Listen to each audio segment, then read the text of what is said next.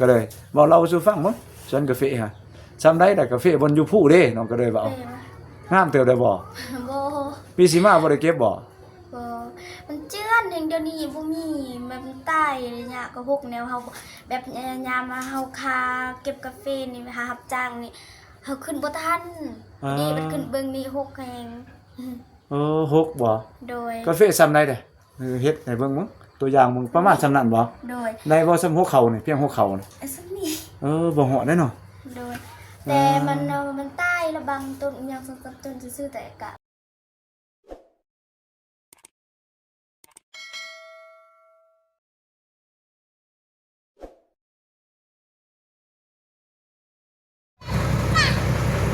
โอ้ป้าทุพี่น้องเอ้ยว่าน้าหังคึกคืนเป็นพิเศษมื้อนี้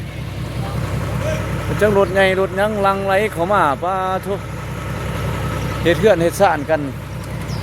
ไรเฮือนใหม่หลายหลังพี่น้องเอ้ยพุ่น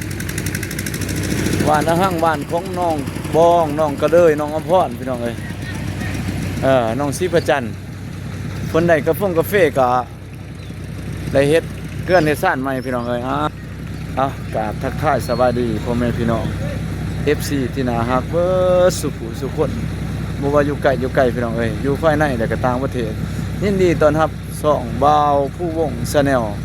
อีกเส้นเก่าเส้นเคยพี่น้องเอ้ยวันนี้เป็นมืออีกมือนึงเราเองก็ได้มีโอกาสมาดินบ้านอาหังก็เลยมาอัปเดตสภาพการบ้านอาหังว่าเป็นจังไดมาจังไดบ่าวเองสิพาพี่พาน้องไปเบิ่งหาน้องบองน้องก็เลยแล้วก็น้องอำพรว่าไผน้องสิอยู่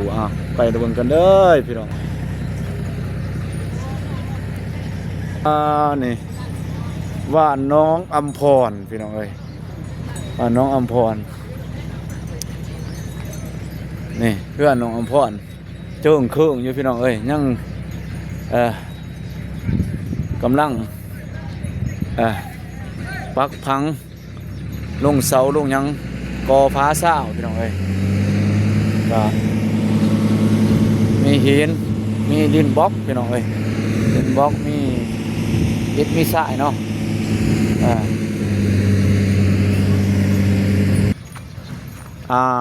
นี่กวนพี่น้องเอ้ยศาลากวนเพิ่นป้าเพิ่นมาแต่สวนบ่ป้ามีแต่กาแฟพี่น้องเอ้ยเมื่อวานบ้านอาหังเมืองท่าแตงแข้งเซกองพี่น้องเอ้ย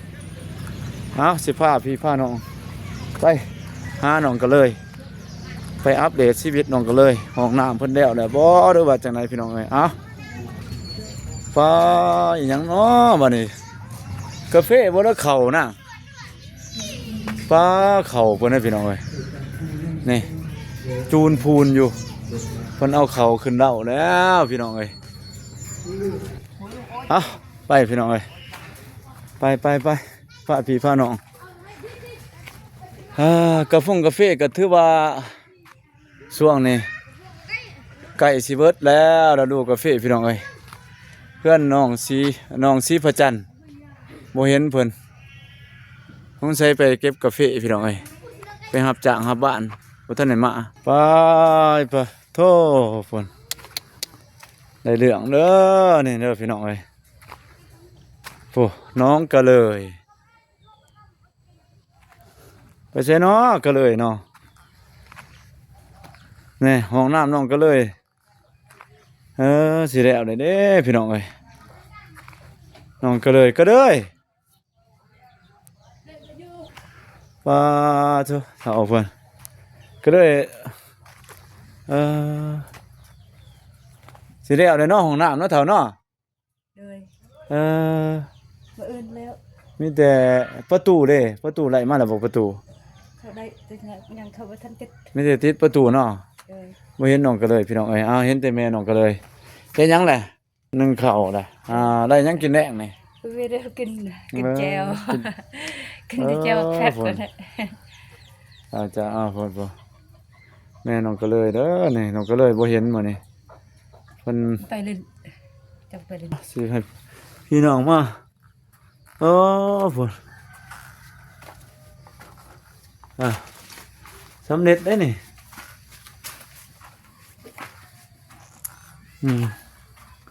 นี่ห้องน้ำน้องก็เลยใกล้สำเร็จแล้วพี่น้องเอ้ยตอนนี้ปิดเขาไหนได้เลยเนาะนี่สำเร็จแล้วพี่น้องเอ้ยนี่จะบันทีพอได้ใส่แล้วบัดนี้สะดวกเติมแล้วพี่น้องเอ้ยตัวนี้ใส่เป็นห้องอาบตัวนั้นใส่เป็นห้องสวมห้องทายพี่น้องเอ้ยนี่พี่น้องเอ้ยป้าผลทางไปสวนไปให้ขึ้นพูดขึ้นทะลุไปใส่ผู้พูดผู้ตายืนพูดพี่น้องเอ้ยนี่ก็ผู้อีกตัวนี้ทางไปสวนไปนี่ย่ามฤดูแล้งนี่ก็แค่แน่ทางบบมันแห้งแล้วก็ไปก็พอไปไหลพี่น้องเอ้ยคือคักแท้ สบายดีเด้อนะบ่าว สบายดี โอ้บ่เห็นดนเลยคือจบกูเก่าเว้ยบัดนี้เว้ยส่วนนี้ไปเฮ็ดหยังแหน่ส่วนนี้ก็เลย เก็บกาแฟคือเก่า เก็บกาแฟคือเก่าเนาะ โดย ไปรับจ้างบ่เนาะก็เลย โดย เขายังจ้างอยู่บ่บ้านเฮาเองบ่หรือว่าแนวใด บ้านเฮาเองเดี๋ยวแต่เดี๋ยวนี้เขาบ่จ้างแล้ว เขาบ่ได้จ้างน่ะบ่ โดย อ้าว กาแฟพันธุ์สุก โอ้กาแฟถ้ามันเบิดงวดมันน่ะเนาะ โดย ยังแต่นี่เห็นบ่นี่พี่น้องเอ้ยนี่ก็ยังแต่หมากที่ว่าเขาสิบ่ได้ฮู้เด้อบ่บัดนี้งวดสุดท้ายนี่เนาะ โดยพูดเลยว่าแต่ถ้าเก็บมา นี่น้องก็เลยก็จักมาไปจากคู่มือบ่น้องก็เลย ถ้าเขาเอิ้นก็ไป ถือว่าในบ้านเขาว่าจ้างนี่แม่นไปแม่นบ่ก็เลย โดย มื้อหนึงสูงสุดได้จักโลก็เลยแต่ว่าช่วงนี้ บ่ได้แล้วช่วงนี้ ช่วงนี้กาแฟมันน้อยเลยเนาะ โดย ได้บ่หลายแม่นบ่ โดย เออแล้วกาแฟแล้วจักสิเฮ็ดหยังต่อมื้อนี้ก็ได้ ถ้าเวียดฮับก็ไปรับจ้าง รับจ้าง โดยลิแนง แหนงกาแฟบ่ โดยเสียหยาย เสียหญ้ากาแฟดีแหนงกาแฟเนาะ โดย น้องก็เลยก็พี่น้องเอ้ยเพิ่นก็ทำมาหากินไปเนาะ โดย บ่ได้พอได้กินหั่นแหละเพราะว่านอกจากเฮ็ดสวนตัวเองแล้วเขาว่ามีสวนผู้มีสวนก็บ่มีสวนก็ถือว่าไปรับจ้างกินไปวันๆเนาะก็เลยเนาะได้50 แสนหนึงก็พอได้ซื้อจนเจือครอบครัวปลาแหลกเป็นนัวพี่น้องเอ้ยห้องน้ำนี่สิแล้วเนาะก็เลยเนาะสิได้ใช้ได้เด้คักถือว่าไล่ได้เด้เฮือนก็ได้ได้ห้องน้ำก็ได้ได้ห้องน้องก็เลยนี่ขึ้นกว่าเก่าแล้วบัดนี้เนาะ โดย อยู่สะดวกแล้วบ่บัดนี้ สะดวกกัน บ่ย้านเลยเนาะฝนตกก็บ่ฮับเลยแม่นบ่บัดนี้ โดย บ่ย้านหัวแล้วบัดนี้น้องก็เลยคักแล้วบัดนี้ แต่ห้องทางน้องนอนแบบมันซึม อยากมีบนซึมบ่ โดย เออ ซึมวันเดียว บ่ซึมแห้งบ่ฝนตกแห้งๆแล้วมันซึมบ่ โดย ถ้าฝนบ่แห้งบ่เป็นหยัง เฮ็ดจังได๋ล่ะบัดนี้มีแต่อันนั้นได้ยาเอาหาแนวอันนั้นเด้มันมีโฟมเข้าอันนั้นเด้มันหัวน้ำหูตะปูจังไส โดย ต้องเอาโฟมนี่ไปฉีดใส่ได้ก็มันก็อัดหูตัวนั้นไว้ได้แน่นอนเครือหน่ายก็ยังเป็นระบาวก็ยังเป็นแน่นอนหัวคือกันก็ให้เขาอันนั้นให้บ่เป็นหยังถือว่าหัวก็บ่หลายเนาะเสื่อมนิดหน่อย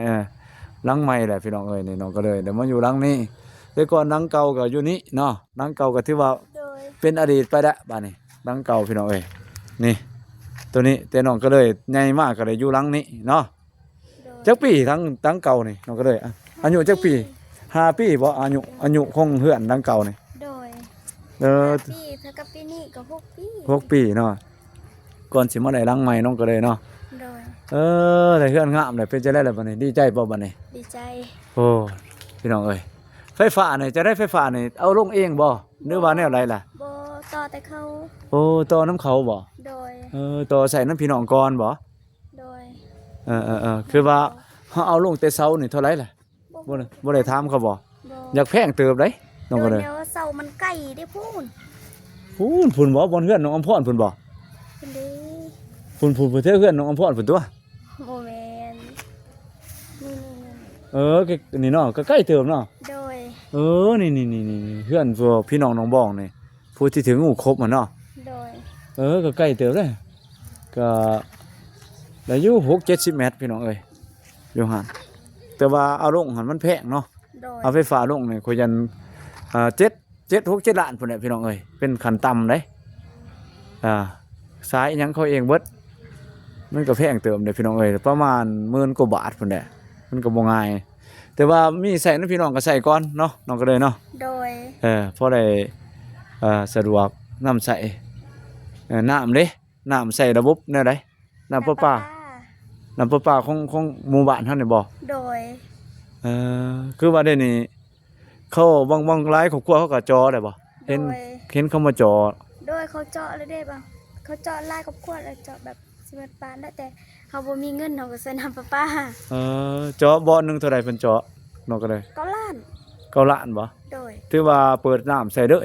บ่ โดย จ่าย9ล้านนี่ถือว่าโปมมันยังของเขาเบิดบ่ก็เลย ปุ่มของเฮามั้ง ของเฮาบ่ บ่ฮู้ แพงเด้ก็ซั่น9ล้านเอาใส่น้ำประปาไปก่อนหาเงินได้ก็จังคอยว่ากันเนาะก็เลยเนาะ คักเลยเด้บัดนี้ห้องน้ำก็สิแล้วแหละเฮือนก็แล้วแหละพี่น้องเอ้ยสมหวังเลยเด้ซ้ำนั้น โดย ความฝันก็ถือว่าเป็นจริงแล้วบัดนี้ได้นอนสะดวกแล้วบ่ย่านได้ลมมาแห้งๆก็บ่ตื่นแล้วบัดนี้มันเฮือนมันคงแข็งแรงได้นี่ โดย งามพร้อมได้นี่เฮือนน้องก็เลยงามได้พี่น้องเอ้ยซ้ำนี้ก็ถือว่าคักแล้วอันคือว่าเขาไม่ติดกาตอนเขาสำรวจแล้วบ่ก็เลย สำรวจแล้ว นี่สิให้น้องก็เลยเบิ่งให้พี่ให้น้องเบิ่งนี่ป้านี่แหละทีมงานสำรวจพี่น้องเอ้ยว่าวเองนี่แหละในทีมงาน แต่ว่าว่าวเองบ่ได้ลงสำรวจเนาะมันมีนักเดิน แต่ว่าว่าวเองมันเป็นนักกวดกาเนาะเป็นครูฝึกได้กวดกาถือว่าไปติดตามการลงสำรวจของเขานี่จะติดตัวนี้เป็นสำรวจแล้วเนาะสำรวจพลเมืองในที่อยู่อาศัยเนาะพี่น้องเนาะทั่วประเทศนี่อยู่เฮือนน้องก็เลยนี่เหลือหมาบเลยเว้ย เอาลองขึ้นเบิ่งให้น้องก็เลยพาขึ้นเพื่อนเบิ่งป่านหนึงพี่น้องเอ้ยโอ้น้องก็เลยนี่บ่ได้ขึ้นมาเพื่อนน้องก็เลยโดนเลยเด้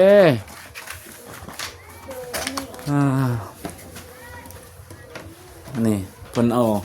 สาดยางมาใส่นี่ก็จบงามพี่น้องเอ้ยพวกน้องก็เลยได้เพื่อนน้องใหม่แหละครับและแน่นดีเลยนี่บ่ติ้งเลยขึ้นมานี่แน่นตึงเลยพี่น้องเอ้ยนี่บ่นี่เบเกอร์ไฟเพิ่นนี้ไล่เบิ่งไล่บ่น้องก็เลยไขเบิ่งบ่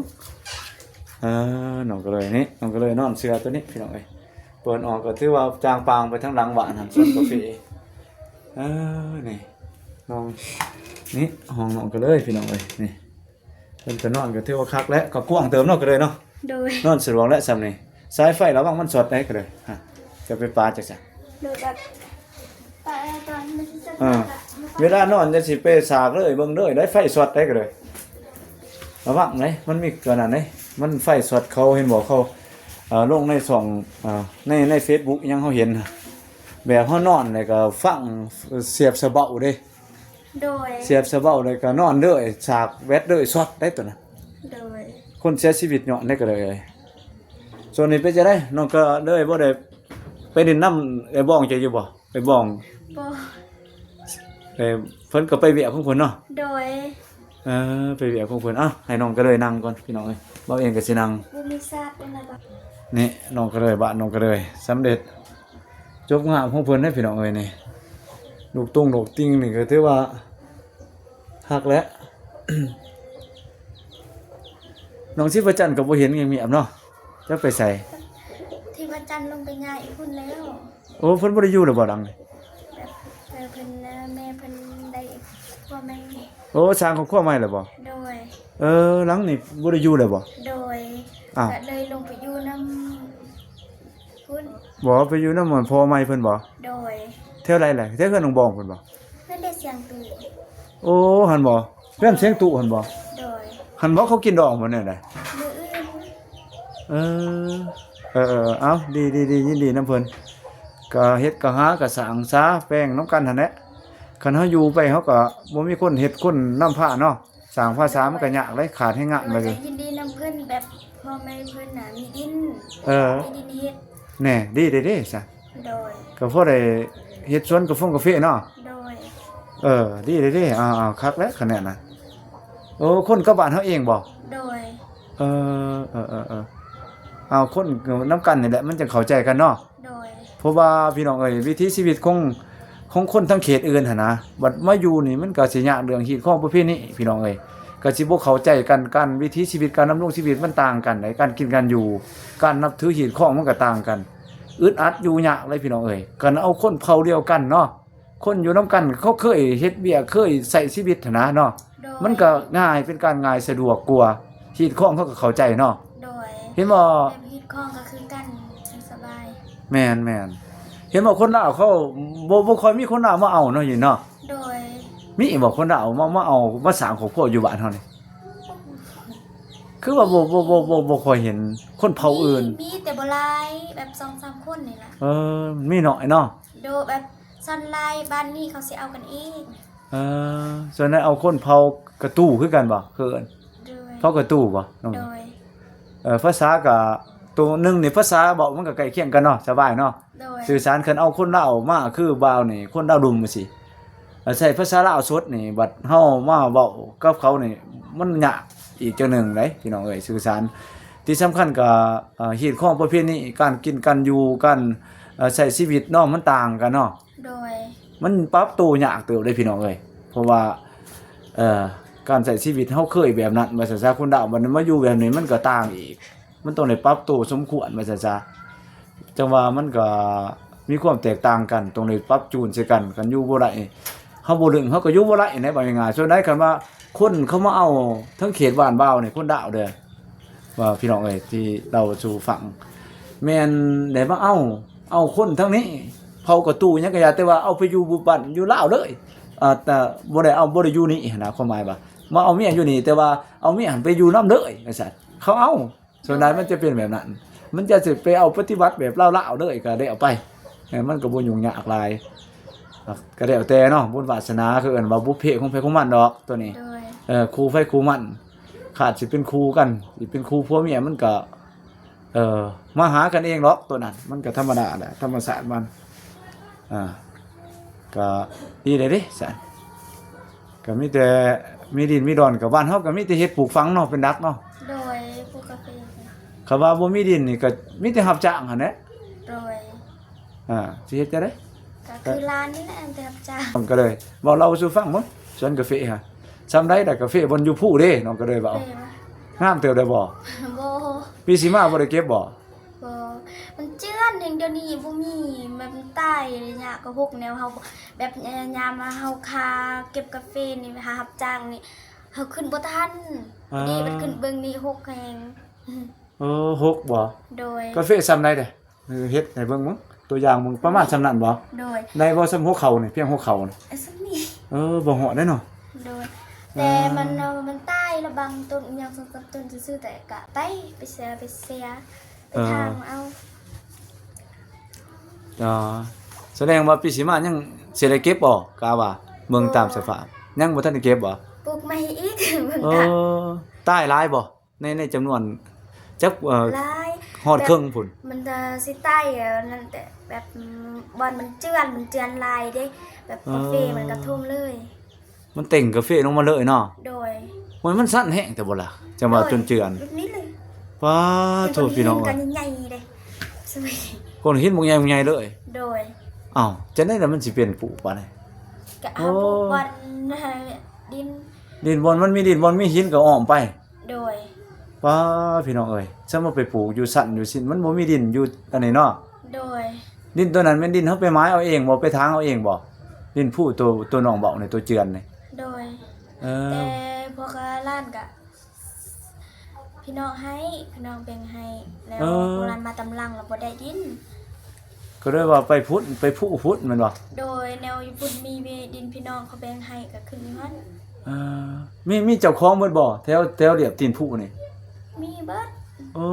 ในผู้กับหมู่ก็ขึ้นจนฮอดหลังผู้พุ่นเนาะ โดย ป้าโธ่พี่น้องเฮ็ดบ่แม่นแต่ในคือเรียบตีนผู้คือกลางผู้หลังผู้คามผู้ไปก็ยังมีคนไปเฮ็ดบ่ มี ป้าหมู่ที่พี่น้องเอ้ยบ่ได้ก็มีคนจับจองเบิดบ่แม่นดินวางเปล่าอะไรพี่น้องเอ้ยผู้สูงซะได้ก็ไปเฮ็ดเพื่อปากเพื่อท้องทำมาหากินเนาะมันบ่มีบ่งหาพี่น้องเอ้ย โดย มันบ่มีฮู้จักฮู้งานรับจ้างคืออยู่ทางฝั่งไทยเฮาได้พี่น้องเอ้ยอยู่ทางต่างประเทศเพิ่นมีฮู้จักฮู้งานได้ก็มีแต่ว่า ตื่นมาก็มีแต่ว่า 7:00 น 8:00 น บ่ 7:30 นก็เข้างานจนฮอด 4:30 นแลงบ่เฮาก็เลิกงานจังซั่นแหละชีวิตกันเป็นอยู่ในเมืองเขาขี่รถด้วยขี่รถรถแท็กซี่บ่ไปมาก็ขี่รถแท็กซี่จังซั่นหรือว่ามีรถส่วนตัวจังซั่นแนวนั้นชีวิตคือว่าชีวิตแบบโรงงานเขาเมืองใหญ่เขาแต่ว่าเฮาบ่มีแบบนั้น โดย มีแต่ว่าไปเก็บไปรับจ้างเฮ็ดหัวเฮ็ดสวนเนาะ โดย แล้วก็หาเฮ็ดสวนของตัวเองเท่านั้นเนาะ โดย เฮ็ดให้ใส่หน้าผู้ใดมีหน้าก็เฮ็ดหน้าแม่นบ่ โดย บ้านเฮาคือจังเห็นบ่าวเขามาอยู่หั่นกองเขาจุนพูนอยู่หั่นเขามีเขาเด้เขามีหน้าน้องก็เลยมีบ่หน้า บ่ หน้าก็บ่มีสวนก็ต้นเดียวหั่นบ่วันมันเจือนหั่นบ่ โดย อ๋อพี่น้องเอ้ยเฮ็ดจังไดบัดนี้มีแต่รับจ้างไปแนะเนาะซ้ำสวนตัวนั้นไปยังสิบำรุงเอาใหม่บ่ตัวมันถล่มลงมาสิกล้าไปปลูกตื่มบ่ล่ะมันอยู่ลงมาเลย ตื่มก็ปลูกจังแล ปลูกของมันบ่มีดินบ่อื่นเนาะ โดย เสี่ยงไป โดยกะเสียง เสี่ยงปลูกไปแม่นบ่ โดย พี่น้องเอ้ยจะสิเฮ็ดจังไดก็อยากไร่บ่อนงามอยู่มันหั้นบ่มีดินมีดอนสู้ไปแหละคนหนึงเนาะครอบครัวหนึงนี่ก็ โดย สู้ไปรับจ้างไปนำดินยากลำบากปานใดปีนผู้ปีนผาก็ขึ้นไปเฮ็ดอันใดพี่น้องเอ้ยเสี่ยงตายเสี่ยงชีวิตไปจักสิเฮ็ดจังไดเพื่อความอยู่รอดพี่น้องเอ้ยคันบ่เฮ็ดก็บ่ได้กินได้อยากจังซี่แหละคันว่ามีหน้าก็แค่แน่เนาะก็เลยเนาะ โดย หน้าก็บ่มีอีกโอ้ยน้องก็เลยบ่มีหยังพี่น้องเอ้ยคือว่ามีหน้านำเขาจักได้เขาจัก10 20สอบต่อปีก็ใครเนาะ20สอบ25สอบพอได้จุนเจือบ่ได้ซื้อเขาก็แค่แน่เว้ยมีแต่รับจ้างมาก็สิได้ซื้อแต่เขาได้ซะ โดย พี่น้องเอ้ยเขาแต่ละปีนี่ซื้อเอาบ่ซื้อเอามันบ่ โดยซื้อเอา ซื้อเขาสารเลยบ่ได้ไปซื้อเป็นแบบเขาเขียวเขา ข้าวสาร เขาสาร โด ซื้อย ข้าวโตเข้ามาขายถ้ามีเงินเขาก็เลยซื้อ ซื้อเขาเป็นสอบเขาสารเนาะ โดย นั่นแหละพี่น้องเอ้ยคิดว่าเขามีเงินหลายแหน่เขาไปซื้อข้าวเปลือกไว้อันก็พอแน่เนาะราคามันเนาะ โดยแต่เขาบ่มีเงิน บ่มีเงินเป็นก่อนได้จังซั่นเนาะ โดย ไม่ได้ซื้อสอบกินเบิดสอบนี่ก็หาเงินก็ซื้อสอบใหม่เอาแน่นอนเนาะ โดย พี่น้องเอ้ยซื้อเขากิโลกินแหละเขาเอิ้นว่าของเฮาบ่มีให้มีนะมีแต่รับจ้างอะไรเท่าใดก็กินไปไม่ได้สู้คนแหละน้องเอ้ยแต่สิเฮ็ดจะได้ได้ก็มันก็คนสู้แล้วก็สิมีดอกมื้อหนึงมันก็สิได้สมบังได้มีดินสวนจักเล็กจักน้อยดินนาพอได้เฮ็ดใกล้ๆนี่ก็ไข่เนาะก็เลยเนาะเป็นกำลังใจให้น้องก็เลยเด้อพี่น้องเอ้ยครอบครัวน้องก็เลยนึงที่ว่าผ่านความยากลำบากเป็นผู้หญิงคนหนึงแหละพี่น้องเอ้ยเด็กน้อยที่ว่าสู้ชีวิตว่าไปหารับจ้างรับบ้านเลี้ยงครอบครัวหั่นแหละพี่น้องเอ้ยน้องก็เลยเนาะ โดย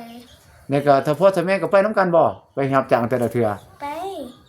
ไปนำกันถ้าวันอาทิตย์วันเสาร์พวกน้องบ่เฮียนก็ไปหมดเลย ไปเบิดเด้อบ่ โดย ก็สิได้หลายแหน่คันเฮาไปเบิดเนาะ โดย ก็สิได้อยู่เขาจักสอบหนึงแม่นบ่ โดย ไปรับจ้างก็รายได้แหน่ก็ซื้อไว้จักสอบ2สอบเนาะพอได้กินเนาะ โดย ซ้ำบ่ต้นหาบ่ได้เด้นี่แหละพี่น้องเอ้ยน้องก็เลยก็แค่แน่แหละเพิ่นก็ใหญ่เป็นสาวแล้วก็แข็งแรงแล้วก็พอได้ออกเฮ็ดงานพี่น้องเอ้ยแค่แน่ว่าน้องก็มีสุขภาพแข็งแรงสมบูรณ์บ่ถือว่าเป็นแห่งงานรักให้กับครอบครัวหาอยู่หากินไปสืบต่อไปจักปีน้องก็เลย น้อง อายุน้อง 17 17ปีผู้กกบ่น้องก็เลย ผู้กลาง บ่ไผล่ะผู้กก ผู้กุ๊กเป็นอ้าย ผู้ เอาเมียแล้ว ผู้ชายบ่ โดย ผู้หญิงผู้เดียว เออ แบบ16 17ก็บ่ทันฮอดแบบ16ปีไป 16ปีปลายพี่น้องเอ้ยนี่แหละถือว่าอ้ายเพิ่นก็ไปมีครอบครัวชื่อจังได๋น่ะอ้ายผู้ชื่ออันนั้นบ่ผู้ใดเนาะ ซึกิ บ่เพิ่นอยู่ในบ้านเฮานี่บ่เพิ่นสร้างครอบครัวอยู่บ้านบ่ บ่อยู่บ้านปากกะยองพูนอยู่ผู้ดอย โอ้เพิ่นบ่ได้มาบ่ช่วงบ่ค่อยได้มาบ่ เมื่อเสาร์นี่ยังลงมายาม โอ้เพิ่นมายามบ่ โดยแต่เพิ่นเมื่อแล้ว แบบว่าเพิ่นมาเอากับไอ้พอมากินดองนำแบบดองอายของพี่เอื้อยนะแบบ เออ เพิ่ เพิ่ น น เอาเมีย อยู่เมืองอีหยังล่ะปากประยองไปยัง ปากกะยองใกล้บ้านปักปูนวิทย์บ้านปักปูน อยู่สารวัตรบ่ได้แข้งสารวัตรนั่นอยู่ไส แค่เซกล้องนี่แหละ สิกองบ่ โดย ว่าคือบ่ค่อยได้ยินเนาะไปทางใดไปทางพุ่นบ่ ไปทางบ้าน มันพุ่นพุ่นบ่ โดยบ้าน โอ้ไปทางมันพุ่นพุ่นพี่น้องเอ้ยมันก็สิออกไปทางพุ่นแน่แถวบ้านแถวกระลึกพุ่นแน่ก็ซะออกไปทางนั้น โดย มันก็ลึกพุ่นแน่พี่น้องเอ้ยเออแสดงว่าน้องก็เลยถือว่าอ้ายเพิ่นไปสร้างครอบครัวแล้วพี่น้องเอ้ยมีแต่น้องก็เลยแล้วก็พวกน้องๆเพิ่นได้ถือว่าเป็นหากินเลี้ยงพ่อเลี้ยงแม่เนาะน้องก็เลยเนาะอยู่ค้ำอยู่เฮือนซ่านพี่น้องเอ้ยอ้าวมีแต่น้องก็เลยก็กำลังใจดีหลายพี่น้องเอ้ยสู้เป็นนักสู้อีกแหละผู้หนึงเฮือนซ่านก็ได้แหละแล้วก็ห้องน้ำห้องไหนก็ใกล้สิแล้วเด้อพี่น้องเอ้ยอ้าว โดย มีหยังก็เป็นกำลังใจให้น้องก็เลยเด้อพี่น้องเอ้ยให้น้องเพิ่นสมหวังคนดีก็ให้เพิ่นมีแต่สิ่งดีๆเข้ามาในชีวิตเด้ออ้าวมีแต่มอบให้น้องก็เลยขอบคุณ FC ที่เขามาติดตามน้องก็เลยบ่ลงบ่ลืมบ่ถิ่มบ่ปาเพิ่นตั้งแต่ต้นช่วยเหลือสนับสนุนจนได้เฮือนได้ซ่านอ้าวฝากผู้ใหญ่ใจบุญเพิ่นขอบใจเพิ่นเด้อน้องก็เลยอ้าว โดยก่อนอื่นหมดน้องขอบคุณทาง FC และท่านผู้ใหญ่ใจบุญทุกคนหลายๆเด้อที่บ่ลืมแล้วก็เข้ามาติดตามตั้งแต่ตอนนั้นจนฮอดปัจจุบันนี้ที่สนับสนุนจังได้น้องก็ขอให้ FC ทุกท่านแล้วก็ผู้ใหญ่ใจบุญทุกท่านจงมีสุขภาพร่างกายแข็งแรงความเจ็บบ่ให้ได้ความไข้บ่ให้มีเด้อขอให้ห่างให้มีขอให้ร่ำให้รวยเด้ออย่าเจ็บอย่าจนพร้อมครอบพร้อมครัวเด้อสาธุ จ้าสาธุน้องก็เลยอ้าวเราเองก็สิลาพี่ลาน้องไปก็พาน้องก็เลยอ้าวบ๊ายบายน้องก็เลยโอกาสหน้ามายามใหม่ต้องคุ้มแข็งแรงอยู่ดีมีแรงเด้อน้องเอ้ย โดยคือ โชคดีโดยขอบใจหลายๆโอเคพี่น้องเอ้ยบ่เองก็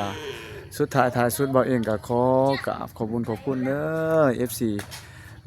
ที่ทุกคนที่แบะเข้ามาเป็นกำลังใจให้บ่าวผู้วงก็ขอให้ทุกคนมีแต่ความสุขความเจริญเนาะปรารถนาสิ่งใดก็ขอให้สมดังความมุ่งมั่นปรารถนาเดินทางไปไสมาไสก็แข็งขาดปลอดภัยจากพยันตรายทั้งปวงพี่น้องเอ้ยม่านผู้มีบาปก็บ่สามารถทำอันตรายพี่น้องได้เนาะขอให้พี่น้องร่ำรวยๆเฮงกันเบิดสุขคนเงินได้น้องทองได้มาเงินบาทเต็มกระตาพี่น้องเอ้ยเงินดอลลาร์เต็มธนาคารเต็มเพื่อนเต็มซ่านเป็นเศรษฐีมหาเศรษฐีกันเบิดสุขคนเด้อเราเองก็สิเขากล่าวคำว่าสบายดีโอกาสหน้าพอกันใหม่บ๊ายบายพี่น้องเอ้ย